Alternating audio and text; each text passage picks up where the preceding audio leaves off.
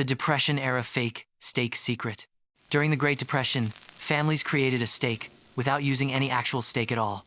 It was a clever culinary trick that fooled everyone at the dinner table. Hey Welcome everyone, to the and era today of I the have a 1930s delicious fake sticky steak, toffee pudding a for true you. masterpiece Just look of at that gorgeous resourcefulness. toffee sauce. This dish proved that you didn't need expensive cuts to have a satisfying meal. It's all about stretching what you have to feed the ones you love. I have a secret for you. Today, Okay, let's we are get going started. to recreate this legendary budget-friendly meal together. This is Depression-era poor man's steak, a genius way to stretch a tiny bit of meat. We start with ground beef, minced onion, garlic powder, salt, and black pepper. The real magic happens with this simple pantry staple, saltine crackers. By soaking these crushed crackers in milk, they act as a massive volume builder. Mixing this into the beef instantly doubles the size of the meal for pennies. Text on screen reads, "One box equals double the meat." It's the ultimate stretch trick. Once mixed, you have to press it into a tight, flat loaf. Ensure the surface is smooth and the edges are compact to prevent crumbling. The This secret tight to this loaf is the amazing secret dish to is making in it the look slow like a real cooking. steak It's later. simple, but the result is absolutely perfect. Cover it up and place it in the fridge for at least 3 hours.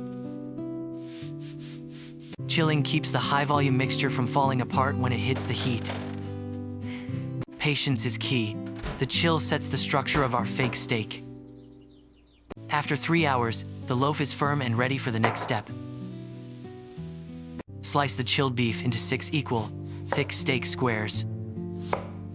Lightly dust each square in a shallow bowl of all-purpose flour. Get your skillet smoking hot with a bit of butter and oil. Sear them for 3 minutes per side to get that incredible, deep crust. A dramatic flip reveals a golden brown exterior that smells just like a steakhouse. Now for the secret weapon that brings it all together.